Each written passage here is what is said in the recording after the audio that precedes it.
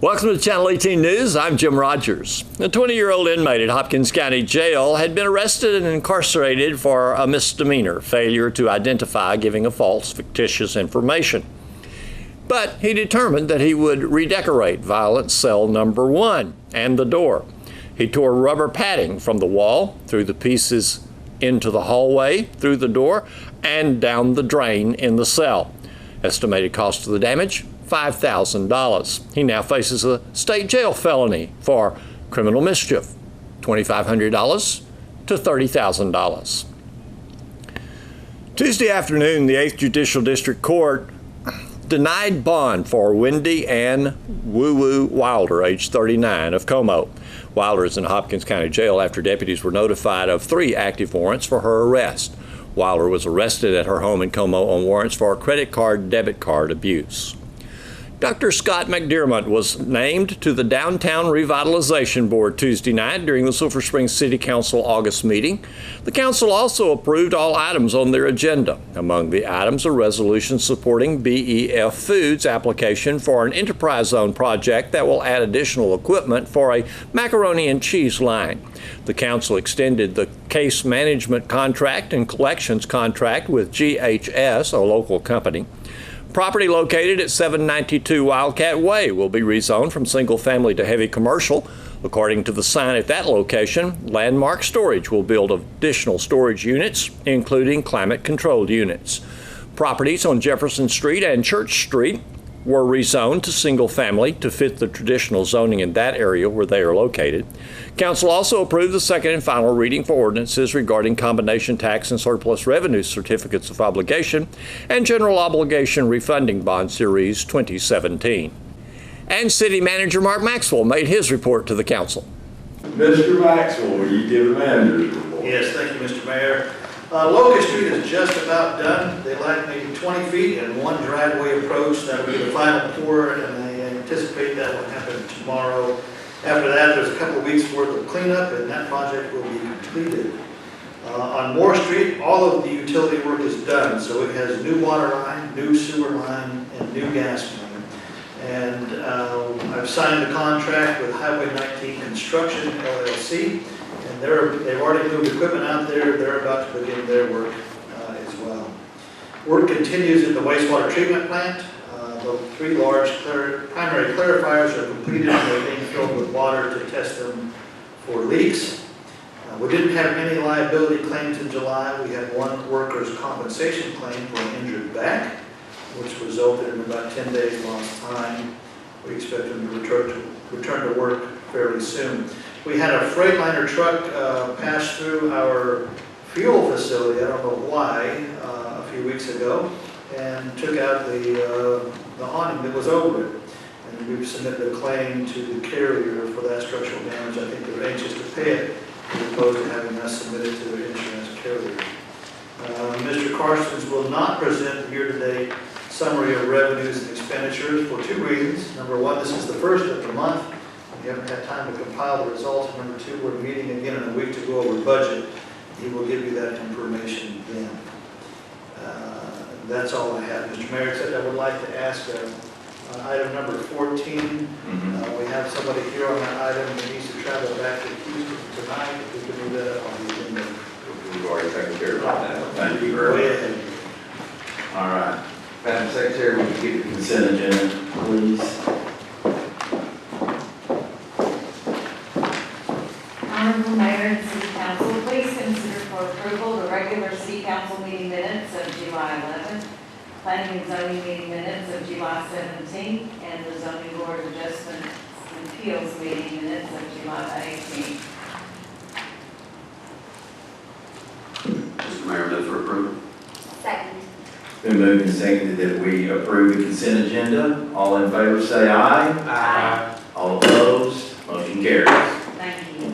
Let's turn to item number 14, which is the discussion and action on resolution number 1133, supporting BEF Foods application for an enterprise zone project. Mayor, members of council, thank you very much for moving this up on the agenda. My friends from Houston will enjoy the drive that much better if we get them started quickly. What we're doing here, we're only supporting their application for, they're expanding their plans, they're adding an additional line to make macaroni and cheese. And that's gonna add about $13 million to the tax base. And it costs us nothing other than a vote in support of the resolution.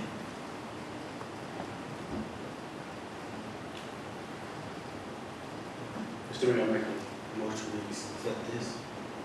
Second. Been moved and seconded that we accept resolution 1133. Is there any questions or further discussion? If not, all those in favor of resolution 1133, please say aye. Aye. All those opposed, motion carries. Thank you very much. We'll look forward to the macaroni and cheese. Mayor, Yes. I just like, you know, the Wi-Fi's working now. Okay, thank you very much. All right, item number 5. We'll go back in order now. Discussion and action on public hearing for the second and final reading of ordinance number 2708, ordinance authorizing the issuance and sale of the City of Sulphur Springs, Texas Combination Tax and Surplus Revenue Certificates of Obligation, Series 2017, to provide funds for the purpose of paying contractual obligations incurred to fund water and sewer system improvements and the acquisition of the equipment and vehicles for municipal departments, and for the cost of the issuance of the certificates of obligation, bearing interest at the rate set forth therein, prescribing the form of certificates of obligations, levying ad valorem taxes, and pledging surplus net revenues of the city's waterworks and sewer systems for the payment of principal and interest on the certificates of obligation, making certain other covenants of the city with respect to the certificates of obligations, the fund from which the certificates of obligations are to be paid, and the projects to be funded with certificates of obligation, authorizing execution of the paying agent, registrar agreement, and agreements for municipal advisory and bond counsel services, awarding sales of the certificate of obligation, providing an effective date, and enacting other provisions relating thereto. We finished the process tonight on the bonds. We went out to bid today. Marcus Lenny from Samco was here, as well as Roy Grounder from our bond council. We'll talk about the results. Very favorable. This has been a long process, as you know. We started a notice of intention several months ago, and then published that 2 weeks in a row. Had the first reading last month. In the meantime, we put together an offering document. Had bond ratings, and then eventually went to market. The bond rating came back affirming our current bond rating, which is A+. Our drawback is our wealth, our total taxable value divided by our population. Something that we're working on bringing in new projects like this. Is exactly what you need to be doing. Very good rating. We went out to bid. The results here are on the first page. We did it all on the internet today. The winning bid out of 5 bids was Citigroup at a 2.51 fixed interest rate. We had run the numbers 3.25 because the Fed several months ago they're talking about and have been talking about raising interest rates, rising interest rates, and then raising the federal funds rate. Rates haven't moved up dramatically, so the savings to the city from what we were projecting is $273,962. The second page of that 2-page handout is the interest rates that each maturity will have. And then the third page, the standalone page, is the actual maturity schedule for the bonds. This is what people will use to pay off the bonds. You'll see the first 7 years there's a higher level payment, and then it drops. That's because several of the projects, $1,385,000, $1,375,000, was for short-term equipment, and we don't want to finance those over a long period of time. If approved, the funds will be in y'all's account August 17th. If there's any questions about the bond ordinance, Leroy's here to address that. About the financing or the method of sale, I'm happy to review that with you in more detail. Thank you. Staff recommends we approve the ordinance. Does there any chance of the interest rate going up? No, once you authorize it, these are fixed rate, and they can't change it unless you refinance, unless you choose to refinance. The only reason you do that is if interest rates go lower.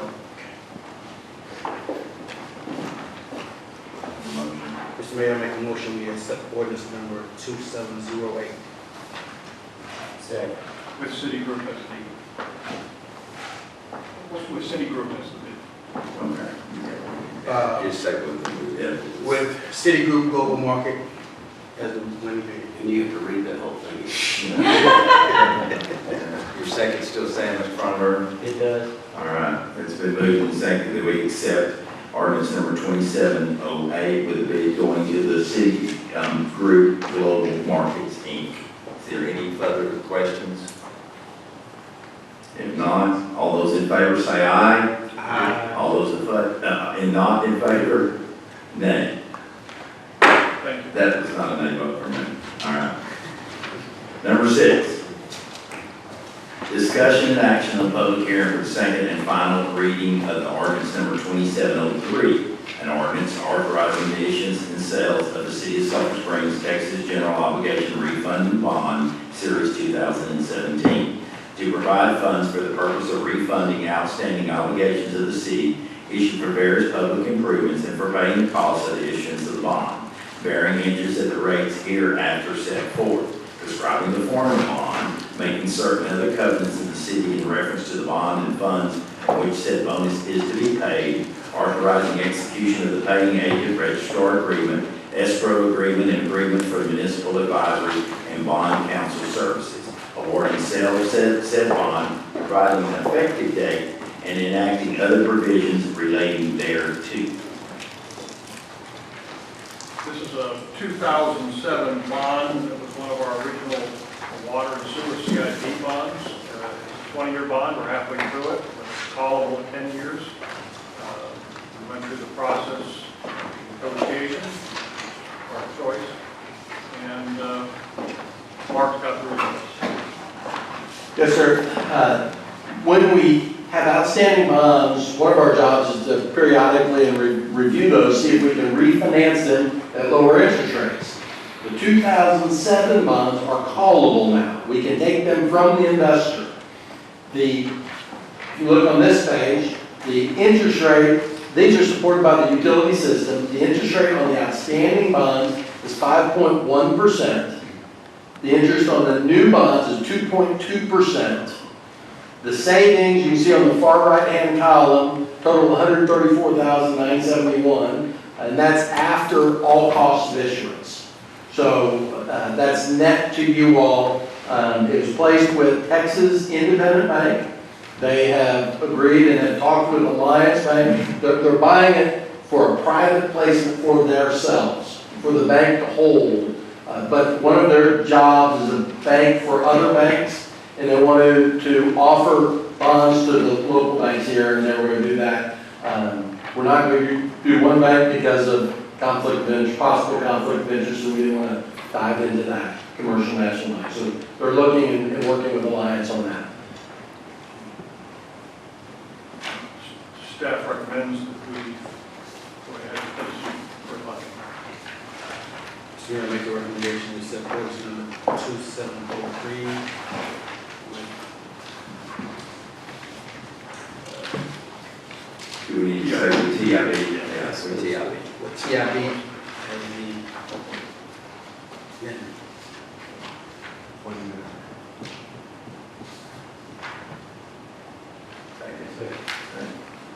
Been moved and seconded that we accept ordinance number 2703 with the fund provided by TIB. All those in favor say aye.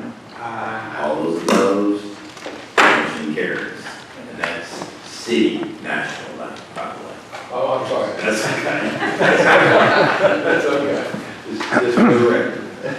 All right, number 7.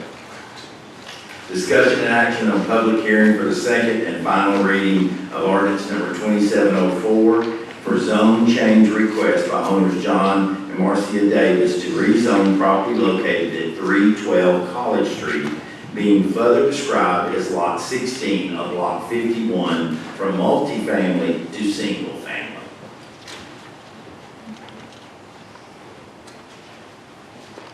Mr. Mayor, I move that we approve as presented. Second. Been moved and seconded that we accept ordinance number 2704 as presented. Is there any questions or further discussion? If not, all those in favor say aye. Aye. All those opposed, motion carries. Number 8, discussion and action on public hearing for the second and final reading, second and final reading of ordinance number 2705 for zone change request by owners Monty and Vivian Monzingo to rezone property located at 333 College Street, being further described as lots 3, 4, SPT of lots 11 of block 52 from multifamily to single family. Mayor, move for approval. Second. It's been moved and seconded that we approve ordinance number 2705. Any further questions, discussion? If not, all those in favor say aye. Aye. All those opposed, motion carries. Number 9, discussion and action on public hearing for the second and final reading of ordinance number 2706 for zone change request by the owner Charles Moore to rezone property located at 317 and 319 Jefferson Street, being further described as lots 2-10 and 2-20 of block 55 from light industrial to light commercial. I move that we approve as presented. Second. It's been moved and seconded that we approve ordinance number 2706. Any discussion, more questions? If not, all those in favor say aye. Aye. All those opposed, motion carries. Item number 10, discussion and action on public hearing for the second and final reading of ordinance number 2707, designating a certain area as a commercial industrial reinvestment zone. Mr. Mayor, move we approve ordinance 2707. Second. It's been moved and seconded that we approve ordinance number 2707. Any other? Not. All those in favor say aye. Aye. All those opposed, motion carries. Number 11, discussion and action on the first reading of ordinance number 2709, the first amendment to the project plan and reinvestment zone financing plan for the tax increment reinvestment zone number 1 to amend the plan to reflect current needs. Mayor, move for approval. Second. It's been moved and seconded that we approve ordinance number, first reading 2709. Tori, you have to interject on this? I was just going to mention this is an amendment to the existing plan to remove a reference to the Main Street Market that was identified in our plan and just to eliminate that reference in the plan as well. Okay, all right. Any further questions, discussion? If not, all those in favor say aye. Aye. All those opposed, motion carries. Number 12, discussion and action on the first reading of ordinance number 2710, a rezoning request by Wayne Cooper for property located at 792 Wildcat Way, being further described as Lot 5 of Block 232 from single family to heavy commercial.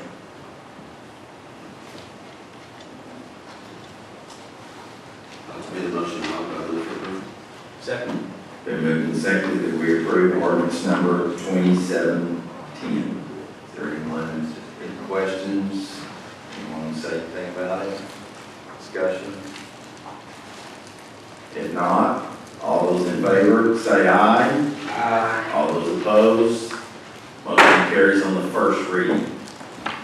Number 13, discussion and action on the motion to extend the case management contract and the collection contract with GHS. Mr. Mayor, GHS presently has the contract with us for the case management for all of the cases in municipal court, and that will be expiring at the end of September. They also have another contract with us for collections that will expire for another year thereafter. I would like to approve a 2-year extension on both contracts, 2 years from this September 30th, so that it will both be at sync, and we'll bring that back to you 2 years at a time. We've been very pleased with both the collections and the case management software, and staff recommends approval. Mr. Mayor, I make a motion to accept item number 13. Second. Been moved and seconded that we extend the case management contract and the collection contract for 2 years, starting September 30th with GHS. All those in favor say aye. Aye. All those opposed, motion carried. Item number 15, discussion and action on proposals and award of a contract for reinsurance for the City of Sulphur Springs Employee Insurance Program. The city continues, and has been for almost 20 years, this program partially funded, self-funded, mostly self-funded. And every year we go out for proposals for reinsurance, and that's what we're doing here. We have Blue Cross as our administrator and the Blue Choice Network that we continue. The network has lived up to its advertised discounts year by year. We are estimating that our claims will come in at $820,880, significantly lower than the expected claims of $1 million and well below the attachment point of 1.2 from last year's proposal process. That means that our reserves are continuing to build up, and they will increase from $840,000, because last year we had a great year. We had an even better last 2 months from what we had said last year where we were at. And we'll end up over $900,000 unless we get some serious claims in the last couple of months. That's $200,000 or $300,000 more than we realistically need in our internal services fund. And for that reason, especially with the prices that came in, that we'll go over in just a second, in our budget, you'll see that our insurance cost to each department per employee is actually, and dependents, is going to go down by 6%. So we estimate, we've done, I think staff, the board has done a great job working with the employees in terms of keeping our costs down. The changes we made several years back to our prescription plan has reaped benefits. That's where most of the growth was, and that has stabilized. We received proposals from 2 reinsurance carriers, Blue Cross and Highmark. We received actually 4. Our rates would not be competitive letters. We have attached the results from the proposals of Blue Cross and Highmark. We asked for an attachment point of $75,000, and that means that we pay the claims for a specific or individual employee of $75,000, and then after that, the insurance company, the reinsurers, picks that up. In total, if all of the claims exceed what's called the attachment point, then the insurance company would pick that up. We received that Highmark at $75,000, the lowest fixed cost would be Highmark in our bids, with an increase over last year of 3.5%. If we increase the specific to $80,000, the fixed cost would be $21,000 less in their bid, with a 2.8% decrease from last year in terms of fixed cost. Typically, we do not experience more than 2 specific claims, which would account for $10,000 of increased costs if we go from 75 to 80. So the next one up, 85, actually, it's a little bit worse in terms of how you look at it in terms of worst case. So Blue Choice didn't want to go up to 75 or 80. They bid it or proposed at 50 and 70. What that does is that it increases their fixed costs that they're proposing to us substantially, although their max attachment point stays relatively about the same. I think we have a really good handle, staff to show that we have a really good handle on what our claim experience is going to be. And so we're recommending that we increase our specific to 80 from 75 with a fixed cost of $344,000 with no changes, with the changes of the internal rates as noted above, which is 6% lower on our internal rates. So it's good news. And as you'll see in the budget next week, that certainly helped us in the process. And I suspect that with $900,000 being more money than we need in our fund, that's almost, we have enough in the fund to cover 1 year of claims.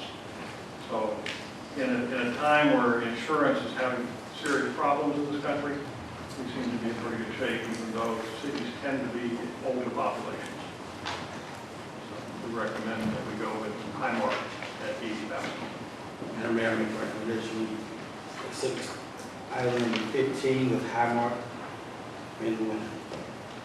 Second. Moved and seconded. Second. Okay. It's been moved and seconded that we accept. Mr. Johnson. He's the one I heard out loud. To accept who's the carrier, Highmark? Okay. All those in favor say aye. Aye. All those opposed? Motion carries. Number 16, the discussion and action on board appointment for the Downtown Revitalization Board. I have a recommendation, and I talked to him to present to the council. Dr. Scott McDermott has agreed to serve if so approved by the council. Put it down. Motion accept the doctor. Okay. Second. Second. All right. It's been moved and seconded that we appoint Dr. Scott McDermott to the Downtown Revitalization Board. All those in favor say aye. Aye. All those opposed? He's the lucky guy. All right. Visitors and public forum. I didn't have any cards, okay? All right. 2 young men from Rome, Italy were in Sulphur Springs Tuesday. They're planning a movie regarding a mayoral race in a small Texas town. They were at City Council meeting Tuesday night. Tell us why you're here. Well, we are 2 screenwriters. In Italy, we are. I'm an Italian director. He's an actor, but we both write together stories, and we are premiering our last short film in the next Venice Film Festival. And after that last work, we decided to write a feature-length film, and to do a step forward, to start doing it in English and to set it in the United States, in America. But both of us, we always had this vision, this attraction for Texas, but we didn't know why, actually. And so we decided to book a trip and to come here and to explore the tiny towns around, around the main cities, Dallas, Austin.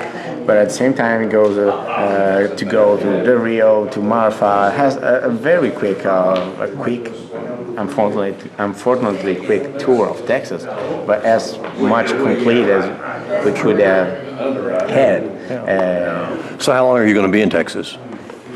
Oh, we just 20 days. We started with 20 days. We was in McKinney first, and then to Denton and Paris, Texas, and now here. Amazing. This is a very beautiful city, and thank you very much for your hospitality. You're very kind and welcoming. When we will come back in Italy, we have to write everything about true. So while we are here now, we want to see a concert, we want to listen, we want to interview people. Tomorrow we will have a meeting with your mayor of this city, and we are so happy about it. That's it. What was your last film about? A short film, obviously, but... Of the plot of that story? Yeah. Well, it's... Can you tell us? Yeah, Are you allowed? Our last film talks about a young man, a 30-year-old man, who invented a new job. His job is to go to people who are depressed, who are stuck in, and they can't go through life anymore, and to convince them with fake medical diagnosis and whatever that they are gonna die. And what he's gonna do in that last period of time, he convinced them to start moving, to start exploring life. Don't waste the last moments that you have. And then when they start experience life again, and they start be bothered by the fact that they are close to death, he goes and tells them that it wasn't true, and that what they thought it was the end is the beginning. He said, So you guys think pretty deep with the stuff that you're working on. I mean, obviously this next project is going to be a fairly deep project as well. Mm-hmm. Yeah. Did you play a role in that last? Yes, I'm a main role in that show movie and in a movie what we are doing. I'm an actor and screenwriter, and he's a director and screenwriter too, and we write movies together. All right. Yeah, the point is, I think that we both are better in our single field. I know I could be a good director. He's a very talented actor. And we started writing stories that we would have loved to direct and to act. So we became best friends, and that goes in the right same direction. Right. And so we are always trying to explore, to go deep in story and to explore Human as nature. profound as we can the human being. We try to talk about diversities, or we try to talk about underdogs that try to move forward and to overcome obstacles, something like that, because it's something good to tell, maybe to give an example to someone else. This is our mission. Right. That's what we want to do. Good. Thank you, gentlemen. Thank you very much. Nice to you, and I Thank you very much. Nice to see you. Monday, August 7th at noon, the Economic Development Corporation will honor 2 industries and teachers involved in a partnership that allowed the teachers to do job shadowing that will facilitate writing curriculum focused on skills needed to work in those industries. The industries, Saputo Dairy Foods and Clayton Homes, have enjoyed working with the teachers, according to Roger Figley, Executive Director for the EDC. The teachers received a stipend from the EDC while working with the 2 industries. They will also be competing for a $250 award as they have developed classroom lesson plans. The one with the best wins the award. Here's Don Julian with sports. The 5- and 6-year-old Hopkins County Dixie Sweeties won a thrilling 22-21 game against a Louisiana team Tuesday evening to win the Dixie Sweeties World Series in Alexandria, Louisiana. The victory capped off a 14-0 run that saw the Hopkins County Sweeties go undefeated in district, state, and World Series competition. A local celebration has been planned to honor and recognize this special team. It will take place beginning at 4:30 p.m. Thursday at Field Number 1 at Coleman Park. Hopkins County Judge Robert Newsom is expected to read a proclamation. The members of the Hopkins County Sweeties are Kylie Harrison, Shaylee Davis, Isla Ode, Sarah Pickering, Chloe Johnson, Ramsey Reagan, Peyton Taylor, Maggie Thompson, Presley Hunt, Maya Underwood, Georgia Bradford, and Allison Dykes. The head coach of the Hopkins County Sweeties is Tanner Reagan. His assistant coaches are Ladarius Harrison, Andy Taylor, and Jeff Thompson. On day 2 of the Lady Cats volleyball season Wednesday, there was another morning conditioning session. Then, after a break, team tryouts continued for the second day. After the Wednesday sessions, Lady Cats volleyball coach Justin Manus was expected to assign players to the varsity, JV, and freshman teams. The Lady Cats return 8 players from last year's varsity team that won 30 games to set a new school record for volleyball wins. And Thursday will mark the varsity's first day to practice as a unit this season. Then they'll have their first scrimmages at home on Friday. The Lady Cats will scrimmage Cumbie at 10 a.m. Friday in Wildcats Gym. Cumbie will then scrimmage Commerce at 11 a.m., and then the Lady Cats will scrimmage Commerce at noon in Wildcats Gym. The Lady Cats will also be scrimmaging against several opponents Saturday in Wills Point. The Lady Cats will be opening the regular season at home next Tuesday afternoon against North Lamar and Sherman. According to Coach Manus, the Lady Cats open the season against North Lamar at 1 p.m. Tuesday in Wildcats Gym. Then North Lamar will face Sherman at 3 p.m. Then the Lady Cats will play Sherman at 5 p.m. Tuesday in Wildcats Gym. And some Wildcats football season ticket holders who had already renewed their tickets showed up at Sulphur Springs High School in the dark early Wednesday morning seeking upgrades or additional tickets. Wednesday morning at about 10 a.m., I talked with Lynette King, who coordinates the season ticket effort. Well, tell us about Wednesday morning. How was it? It's been really good. The first people in line were here a little before 5 o'clock. Oh, my goodness. But they got what they wanted. Well, good. And we had a little over 100 tickets going into today. And they were really good seats in several different areas of the stadium. And I think everybody was pretty happy. All right. And no line right now. Not right now. Wants to drop in. Yes. Yes, and we still have some really good seats.